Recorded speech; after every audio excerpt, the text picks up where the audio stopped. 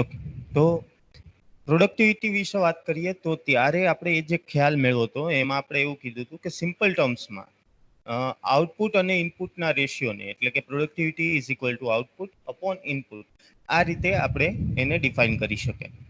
બરાબર, પણ આવું આપણે ઘણી વાર સાંભળતા હોય. મીન્સ કોઈ પણ મિકેનિકલ સિસ્ટમની આપણે વાત કરીએ તો એની એફિશિયન્સી માપવા માટે હંમેશા આપણે આવી જ કંઈક વસ્તુઓનો ઉપયોગ કરતા હોય, આઉટપુટ અપોન ઇનપુટ એ રીતે જ લેતા હોઈએ. અને આની જગ્યાએ મીન્સ હવે આપણે પ્રોડક્શન સિસ્ટમની એફિશિયન્સી જાણવી. માની લો કે તમે કોઈ પ્રોડક્શન સિસ્ટમ અપનાવો છો, જોબ પ્રોડક્શન સિસ્ટમ હોય કે બેચ પ્રોડક્શન સિસ્ટમ હોય કે માસ પ્રોડક્શન સિસ્ટમ હોય, તો આવી અલગ અલગ પ્રોડક્શન સિસ્ટમ જે તમે અપનાવો છો એની એફિશિયન્સી એટલે કે એની કાર્યક્ષમતા ગોતવી હોય, બરાબર, તો એ છે એ પ્રોડક્ટિવિટીની મદદથી ગોતી શકાય. બરાબર, હવે અહીંયા આઉટપુટ અને ઇનપુટ છે ને એ અલગ અલગ પ્રકારના હોઈ શકે. આઉટપુટ કોકવાર છે એ રેવન્યુ ઉપર હોઈ શકે અથવા નંબર ઓફ આઇટમ્સ ઉપર હોઈ શકે. એવી જ રીતના ઇનપુટ છે, ઇનપુટ એ તે અલગ અલગ પ્રકારના રિસોર્સિસ હોઈ શકે. બરાબર, એટલે જે ડાયરેક્ટલી અથવા ઇનડાયરેક્ટલી તમને કોઈ માલ સામાન જનરેટ કરવામાં, પ્રોડ્યુસ કરવામાં મદદરૂપ થાય એવા અલગ અલગ પ્રકારના ઇનપુટ હોઈ શકે. જેમ કે લેન્ડ એન્ડ બિલ્ડિંગ છે, ઇક્વિપમેન્ટ એન્ડ મશીનરી છે, મટીરિયલ એન્ડ લેબર છે. તો આ અલગ અલગ પ્રકારના ઇનપુટ્સ છે એ હોઈ શકે. આપણને ખ્યાલ છે કે લેન્ડ અને બિલ્ડિંગ છે એ ડાયરેક્ટલી કોઈ ગુડ્સ છે એ પ્રોડ્યુસ નથી કરતા, પણ એ ઇનડાયરેક્ટલી જરૂરી છે. તો આવી બધી જ વસ્તુઓ, રિસોર્સિસ છે, એને ઇનપુટ તરીકે લઈ શકાય. પણ ઇનપુટ અને આઉટપુટ આ બંનેના યુનિટ હંમેશા સેમ હોવા જોઈએ. એ તો આપણને ખ્યાલ જ છે કે આપણે જ્યારે પણ અગાઉ પણ કોઈ પણ સિસ્ટમની એફિશિયન્સી લેતા હતા ત્યારે આપણે હંમેશા એ યાદ રાખતા હતા કે ઇનપુટ અને આઉટપુટના યુનિટ છે એ સેમ હોવા જોઈએ. તો અહીંયા પણ એવું જ થાય છે. આ એક પ્રોડક્શન સિસ્ટમની એફિશિયન્સી ગોતવા માટેનું સૂત્ર છે. તો અહીંયા પણ તમારી ઇનપુટ અને આઉટપુટ, બરાબર, આ બંનેના યુનિટ છે એ સેમ હોવા જોઈએ. એટલે ઘણીવાર છે એ આપણે આ બંને વસ્તુઓને પૈસાના માધ્યમથી, એટલે કે કિંમત ઉપર લઈ જઈએ છીએ, વેલ્યુ ઉપર લઈ જઈએ, રેવન્યુ જનરેટેડ ઉપર લઈ જઈએ. બરાબર, તો કેટલા પૈસા નાખ્યા હતા એઝ અ ઇનપુટ અને એ ઉદ્યોગમાંથી આપણને કેટલા પૈસા, રેવન્યુ કેટલી જનરેટ થઈ છે, દેટ ઇઝ આઉટપુટ. બરાબર, તો એની ઉપરથી પ્રોડક્ટિવિટી છે નક્કી થાય. હવે એક વસ્તુ વિચારો કે 100 રૂપિયા નાખી અને તમે કોઈ વસ્તુ વેચો અને એ વેચવાથી તમને 100 રૂપિયા મળે, તો તમારો ફાયદો ક્યાં? એટલે કે 100 રૂપિયા આઉટપુટ અપોન 100 રૂપિયા input, productivity is equal to 100%. પણ એ મતલબ નથી. એટલે હંમેશા productivity has to be more than 1%, means 100%. Productivity એક કરતા વધારે હોવી જોઈએ, બરાબર, તો જ તમને એ વસ્તુનો ફાયદો થાય. બરાબર, પણ ઇટ ડિપેન્ડ્સ કેટલી કેટલી સિચ્યુએશન છે, કેવા યુનિટ લેવામાં આવે છે, એની ઉપર હંમેશા આધાર રાખે. પણ જ્યારે રેવન્યુની વાત થાય, બરાબર, પ્રોફિટની વાત થાય, કોઈ કંપનીના પ્રોફિટની વાત થાય, તો હંમેશા કંપની એવું ઈચ્છતી હોય કે 100 રૂપિયા નાખવાથી જો 200 રૂપિયા કે 500 રૂપિયા કે એવી રીતના પ્રોફિટ મળતો હોય તો એ બિઝનેસ છે એ કરવો જોઈએ. બરાબર, 100 રૂપિયા નાખતા જો 200 રૂપિયાનો બિઝનેસ થાય, ઇટ મીન્સ કે તમારો પ્રોફિટ માર્જિન છે એ 50% છે. સમજાણું? 200 રૂપિયાની કોઈ વસ્તુ વેચો છો તો એમાંથી 100 રૂપિયા તમને પ્રોફિટ થાય છે, તો એ 50%નો પ્રોફિટ છે એ તમે વિચારી શકો, તો કોઈ બિઝનેસ છે એ ચાલી શકે. ઓકે, પ્રોડક્ટિવિટીને હંમેશા કોઈ યુનિટમાં ફેરવવા માટે આપણે જે સર્વિસ અથવા પ્રોડક્ટ આપીએ છીએ એની વેલ્યુ, સાથે સાથે જે રિસોર્સિસ જે પ્રોડક્શન માટે જરૂરી છે એની વેલ્યુ, આવી રીતના સૂત્ર બનાવવામાં આવે. એટલે આપણે જે સર્વિસ આપીએ છીએ એ સર્વિસની કિંમત, એટલે કે આપણે શું આંકીએ છીએ, મેક્સિમમ રિટેલ પ્રાઇસ જેને કહેવાય, એ મેક્સિમમ રિટેલ પ્રાઇસ આપણે શું આંકીએ છીએ એ એની આઉટપુટની કિંમત થઈ. એવી જ રીતના જે રિસોર્સિસ તમે નાખો છો એ એની ઇનપુટની કિંમત થઈ. તો એક એક્ઝામ્પલથી સમજીએ આ આખી વસ્તુ. માની લો કે પ્લાન્ટ એ માં 200 માણસો કામ કરે છે અને એ પર યુનિટ ટાઈમ, એટલે કે 8 કલાકની શિફ્ટ હોય તો એ દરમિયાન 10 પીસ છે જનરેટ કરે. સિમિલર પ્લાન્ટ બી માં 300 વર્કર છે એ કામ કરે છે, પણ એની નંબર ઓફ આઇટમ્સ છે એ 20 છે.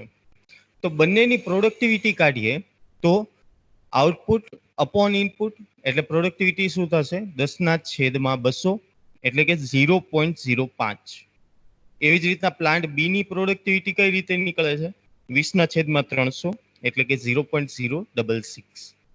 આ કમ્પેરિઝન માટે ઈઝી છે કે વર્કર છે પર હેડ પર યુનિટ ટાઈમ કેટલા પીસ કાઢે છે, તો એ વર્કરની પ્રોડક્ટિવિટી થઈ. અહીંયા આપણે વર્કર લઈએ છીએ, નંબર ઓફ વર્કર, અને એ નંબર ઓફ વર્કરે યુનિટ ટાઈમમાં પ્રોડ્યુસ કરેલા પીસીસ કાઢીએ, એનાથી વર્કરની પ્રોડક્ટિવિટી નક્કી થાય. જો આમાં તમારો વેલ્યુ છે, રેવન્યુ છે, એ ક્યાંય નથી આવી, આમાં તમારો મટીરિયલ યુસેજ ક્યાંય નથી થયો, મશીનનો યુસેજ ક્યાંય નથી થયો, એ બધી વસ્તુઓ દૂર રહી ગઈ. એટલે પ્રોડક્ટિવિટી ઘણી પ્રકારની હોઈ શકે. બરાબર. એક વસ્તુ સમજવાની હંમેશા જરૂર છે કે પ્રોડક્શન વધારવાથી પ્રોડક્ટિવિટી વધતી નથી. પ્રોડક્શન જ્યારે તમે વધારો તો એનો અર્થ એવો નથી કે પ્રોડક્ટિવિટી વધી ગઈ. બરાબર. સિમ્પલી એવું હોઈ શકે કે તમે ઇનપુટ વધારો અને સાથે સાથે આઉટપુટ પણ વધે. બરાબર. જેમ કે વધારે પૈસા દેતા ફટાફટ કામ થાય, તો એ પ્રોડક્ટિવિટીમાં ઇન્ક્રીઝ નથી. જો તમે વધારે ઇનપુટ આપી અને પ્રોડક્શન ઇન્ક્રીઝ કરો તો એ પ્રોડક્ટિવિટીમાં ઇન્ક્રીઝ નથી. તો કઈ રીતે થાય? કઈ રીતે પ્રોડક્ટિવિટી ઇન્ક્રીઝ કરી શકાય સાહેબ? અમને તો આ જ ખબર છે. બરાબર. તો એની માટે તમારે ડિફરન્ટ કાઇન્ડ્સ ઓફ પ્રોડક્ટિવિટી શીખવી પડે. પેલી પ્રોડક્ટિવિટી આવે છે લેબરની પ્રોડક્ટિવિટી. લેબર એટલે કે મેન પાવર જે આપણે આપીએ છીએ એની પ્રોડક્ટિવિટી. લેબરની પ્રોડક્ટિવિટી એટલે પર હેડ, હમણાં જે આપણે એક્ઝામ્પલ જોયું કે પર હેડ ઈ કેટલા પીસ કાઢે છે, એની પ્રોડક્ટિવિટી થઈ. તો આપણે એવું કહી શકીએ કે પ્લાન્ટ એ ના વર્કર કરતા પ્લાન્ટ બી નો વર્કર વધારે પ્રોડક્ટિવ છે. બરાબર. તો એ જે પ્રોડક્ટિવિટી થઈ એ labour productivity. Same land and બિલ્ડિંગની પ્રોડક્ટિવિટી. બે સિમિલર પ્લાન્ટ છે. એક પ્લાન્ટ છે એ 10 એકરમાં ફેલાયેલો છે, અને એ 10 એકરના પ્લાન્ટમાં જે પ્રોડક્ટિવિટી આપણે અચીવ કરીએ છીએ એની કરતા નવો જે પ્લાન્ટ આપણે બનાવ્યો 5 એકરમાં, બરાબર, એમાં પ્રોડક્શન વધારે થાય છે. તો જે અમાઉન્ટ આપણે કેપિટલ જે આપણે ઇન્વેસ્ટ કર્યું લેન્ડમાં, બરાબર, એનો પ્લાન્ટ એમાં બરાબર ઉપયોગ થતો નથી. તો એવું કહી શકાય કે પ્લાન્ટ એ ડિઝાઇન કરતી વખતે પ્રોપર ધ્યાન નથી આપ્યું, નહીતર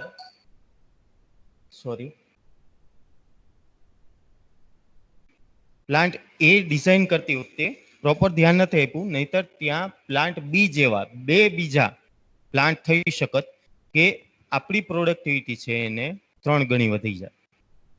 બરાબર. તો એ લેન્ડ અને બિલ્ડિંગની પ્રોડક્ટિવિટી છે. દરેક વસ્તુ પ્રોપર જગ્યાએ હોવી, એને જરૂર પૂરતી જગ્યાનો જે યુઝ કરે, એ બધું લેન્ડ પ્રોડક્ટિવિટીમાં આવે છે.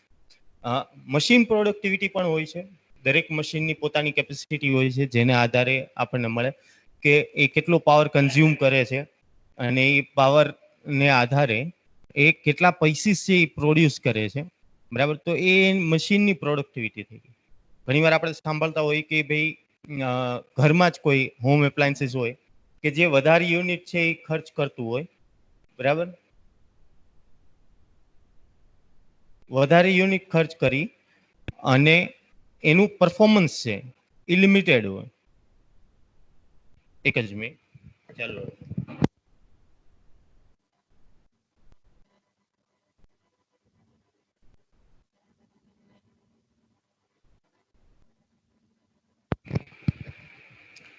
એટલે એ મશીનની પ્રોડક્ટિવિટી થઈ ગઈ. મશીનની પ્રોડક્ટિવિટી એની એફિશિયન્સી ઉપર and depends on power consumption. એની માટે કેટલું ઇનપુટ આપવું પડે છે. વધારે યુનિટ ખર્ચતા જો આપણને આઉટપુટ એટલું ન મળતું હોય તો આપણે બેટર મશીનરી ઉપર જઈ શકીએ. એ મશીનની પ્રોડક્ટિવિટી છે. એવી જ રીતના એનર્જી પ્રોડક્ટિવિટી હોય. તમારી ત્યાં જેટલા પણ એપ્લાયન્સીસ વપરાય છે એ કાર્યક્ષમ રીતે ઉપયોગ કરે છે કે નહીં, વધારે પાવર કન્ઝ્યુમ કરે, જેનાથી તમારે ખર્ચો વધારે આવે અને આઉટપુટ સેમ રહે છે, તો એ તમારી એનર્જી પ્રોડક્ટિવિટી દેખાય. બરાબર. કેટલાક સાધનો એવા હોય કે જેમાં બળ વધારે આપવું પડતું હોય, તો ઇક્વિપમેન્ટ છે એમાં પણ એનર્જી પ્રોડક્ટિવિટી હોય કે જે અમાઉન્ટ ઓફ એનર્જી રિક્વાયર્ડ છે એ થોડીક વધારે છે. એ જ વસ્તુ મિકેનિકલ એડવાન્ટેજ કોઈ બીજી ઇન્સ્ટ્રુમેન્ટમાં વધુ મળી રહે, તો એ બેટર ઇન્સ્ટ્રુમેન્ટ છે, તો એની ઉપર આપણે જવું જોઈએ. તો આ એનર્જી પ્રોડક્ટિવિટી. એવી જ રીતના રો મટીરિયલની પ્રોડક્ટિવિટી હોય કે કાચો માલ પર યુનિટ કાચા માલે તમે કેટલા આઉટપુટ છે એ જનરેટ કરી શકો. તો એ રો મટીરિયલની પ્રોડક્ટિવિટી. આવી અલગ અલગ પ્રોડક્ટિવિટીનો ઉપયોગ કરી અને આપણે પ્રોડક્ટિવિટીને ઇન્ક્રીઝ કરવાની. તો દરેક પ્રોડક્ટિવિટી કોઈ પર્ટિક્યુલર કેસમાં ફિટ બેસતી હોય, તો એનું આપણે ધ્યાન રાખવાનું. તો જેવી રીતના આપણે આગળ ઇક્વેશન જોયું એ પ્રમાણે જો જોઈએ તો 3 મેથડ હોઈ શકે પ્રોડક્ટિવિટી ઇન્ક્રીઝ કરવાની.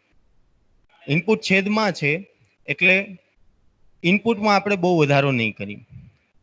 કાં આપણે ઇનપુટને સેમ રાખીએ અને આઉટપુટને ઇન્ક્રીઝ કરીએ તો પ્રોડક્ટિવિટીનો રેશિયો છે એ અપડેટ થાય અને ઇન્ક્રીઝ થાય. બીજો ઓપ્શન એ છે કે આઉટપુટને સેમ રાખી અને આપણે ઇનપુટ ઘટાડી દઈએ તો પ્રોડક્ટિવિટી ઇન્ક્રીઝ થાય. માની લો સેમ આઉટપુટ ઉપર તમારે ઓછું ઇનપુટ આપવું પડે તો પ્રોડક્ટિવિટી ઇન્ક્રીઝ થાય. અને ત્રીજો ઓપ્શન છે કે ઇનપુટમાં થોડોક વધારો કરી અને આપણે આઉટપુટને ઊંચા દરમાં બરાબર ખૂબ જ વધારો આપીએ તો પ્રોડક્ટિવિટી ઇન્ક્રીઝ થાય. તો બેઝિકલી રેશિયો છે જેની ઉપર આપણે ધ્યાન રાખવાનું કે productivity is equal two output upon input. અલગ અલગ પ્રકારની પ્રોડક્ટિવિટીને ધ્યાનમાં રાખી અને આ સૂત્રનો અલગ અલગ રીતે ઉપયોગ કરી શકાય. જનરલી કંપનીઝ એવા બધા મેજર્સ લેતી હોય, એવા બધા પગલાઓ લેતી હોય કે જે અલગ અલગ ટાઈમમાં એની પ્રોડક્ટિવિટીમાં સુધારો આપી શકે.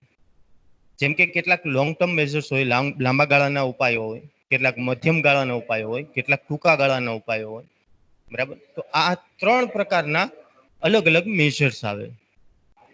આ મેજર્સમાં કેટલીક વસ્તુઓ છે એ શું કહેવાય કે સામેલ થાય છે, બરાબર. જેમ કે વર્ક સ્ટડીના સિદ્ધાંતો તમે જો કોઈ ઇમ્પ્લિમેન્ટ કરો, કોઈ મેથડ છે એને સુધારો, તો એ કેસ છે એમાં એ શોર્ટ ટર્મ મેજર થયો, તરત એનું ઇમ્પ્લિમેન્ટેશન દેખાશે, તરત ફર્ક દેખાશે. ફ્રોમ ધ નેક્સ્ટ પીસ જ તમને ખબર પડશે કે તમારો ટાઈમ ઘટી ગયો. મીડિયમ ટર્મના મેજર્સમાં માની લો કે તમે કોઈ એનસી સીએનસી મશીન નાખ્યા, બરાબર, તો એ મીડિયમ ટર્મમાં તમને એ ફાયદો કરતા થશે. કેમ કે શરૂઆતનું ઇન્સ્ટોલેશનનું જે કેપિટલ તમે નાખો છો, બરાબર, એ પણ તમારા શું કહેવાય કે ઇનપુટમાં આવી જશે. એટલે એને સામે તમારે પ્રોફિટ જનરેટ કરતા થોડોક ટાઈમ લાગી શકે. સેમ વે તમારે લોંગ ટર્મ મેજર્સ હોય. લોંગ ટર્મ મેજર્સ એટલે લાંબા ગાળાના ઉપાયો. તો લાંબા ગાળાના ઉપાયોમાં ઉત્પાદન કરવા માટે તમે વધુ ઇન્વેસ્ટમેન્ટ કરો, પ્રોડક્ટની ડિઝાઇનમાં સુધારો કરો, બરાબર, અને રિસર્ચ અને ડેવલપમેન્ટના જે કાંઈ પણ વસ્તુ કરો તો એ લાંબા ગાળે તમને ફાયદાકારક થાય, બરાબર. તો એ એક ફેક્ટર છે. અહીંયા કેટલાક ફેક્ટર્સ છે જે શું કહેવાય કે પ્રોડક્ટિવિટી અસર કરતા હોય. જેમ કે ટેકનિકલ ફેક્ટર છે, જે કાંઈ પણ ટેકનિકલ ડિસિઝન્સ આપણે લઈએ R&Dમાં, એ બધા ટેકનિકલ ફેક્ટર્સમાં આવશે. સેમ વે હ્યુમન ફેક્ટર્સ આવશે, માનવીય પરિબળો. એમાં ટ્રેડ યુનિયનના સંબંધો, સ્ટાફ ટ્રેનિંગની જરૂરિયાત, ડિટેલમાં આપણે ફરીથી ડિસ્કસ કરશું. નેચરલ ફેક્ટર્સ આવે, કેટલા કુદરતી આપત્તિ, અતિશય ગરમી, અતિશય ઠંડી, ભેજવાળું વાતાવરણ, આ બધું નેચરલ ફેક્ટરમાં આવે. એવી રીતના ગવર્મેન્ટ પોલિસી આવે, ઓક્ટ્રોય, એક્સાઇઝ ડ્યુટી, વારંવાર છે એ એક્સાઇઝ ડ્યુટીમાં વધારો ઘટાડો, સેલ્સ ટેક્સમાં વધારો ઘટાડો, એ ઇમ્પોર્ટ એક્સપોર્ટની પોલિસી, આ બધી વસ્તુઓ ગવર્મેન્ટ પોલિસીમાં જે ઇન્ડસ્ટ્રીને અસર કરતી હોય. કોઈ પર્ટિક્યુલર કન્ટ્રીમાંથી તમે તમારો રો મટીરિયલ મંગાવો છો અને ઇમ્પોર્ટ ડ્યુટી વધી જવાથી તમારી માલ સામાનની કિંમત છે એ વધી જાય છે, બરાબર. તો એ પણ પ્રોડક્ટિવિટીને અસર કરે.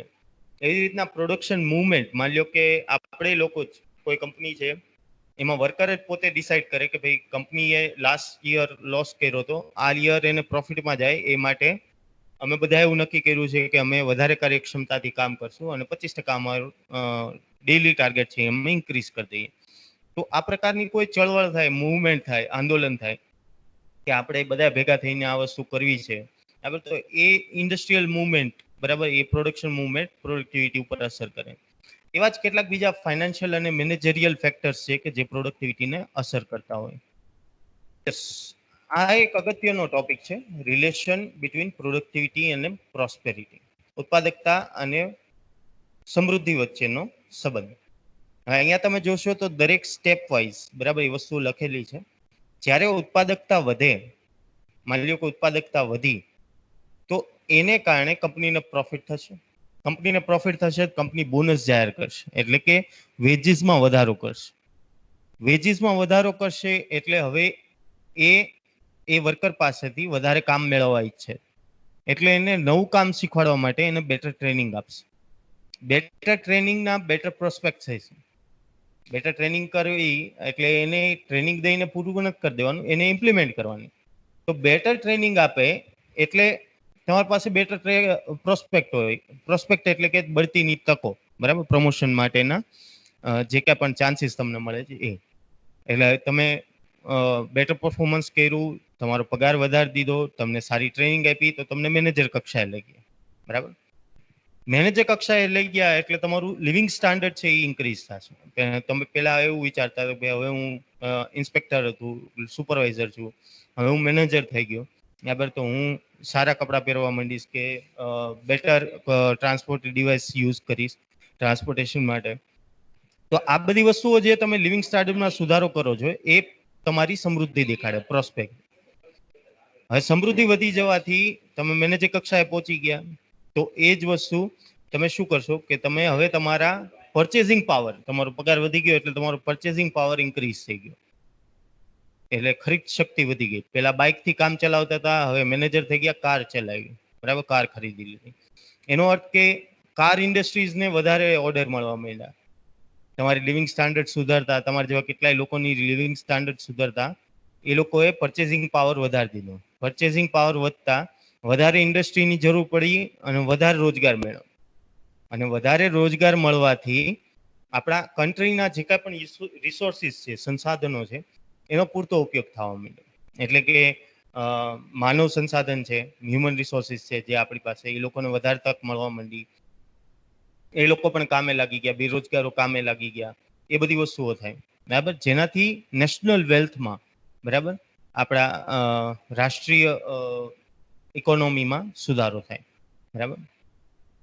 સેમ વે રાષ્ટ્રીય ઇકોનોમીમાં જો સુધારો થાય તો પાછા બધાના સ્ટાન્ડર્ડ છે એ સુધરી જાય, બેટર લિવિંગ સ્ટાન્ડર્ડ થઈ જાય. અને લિવિંગ સ્ટાન્ડર્ડ ઓર બેટર થાય, બરાબર, તો બધા છે એ પ્રોડક્ટ ખરીદવા માટે આવે, અને એ પ્રોડક્ટ છે એને બનાવવા માટે આપણે ફરીથી પ્રોડક્ટિવિટી ઇન્ક્રીઝ કરવી પડે. આ આખી લૂપ સાયકલ છે, બરાબર. અહીંયા ઘૂસવાના બે જ રસ્તા છે, એક છે ઇન્ક્રીઝડ પ્રોડક્ટિવિટી અહીંયા, અને એક છે પ્રોસ્પેરિટી. હવે પ્રોસ્પેરિટી રાતોરાત ચેન્જ નથી થતી, એટલે કોઈ વ્યક્તિ અહીંયા ડાયરેક્ટ ઘૂસી ન શકે. ઇન કેસ તમે સારું નોલેજ મેળવી અને ફર્સ્ટ ટાઈમ જ તમે કોઈ હાયર જોબ વાળી પગાર ઉપર લાગી ગયા તો તમે અહીંયા આવો છો પ્રોસ્પેરિટીમાં.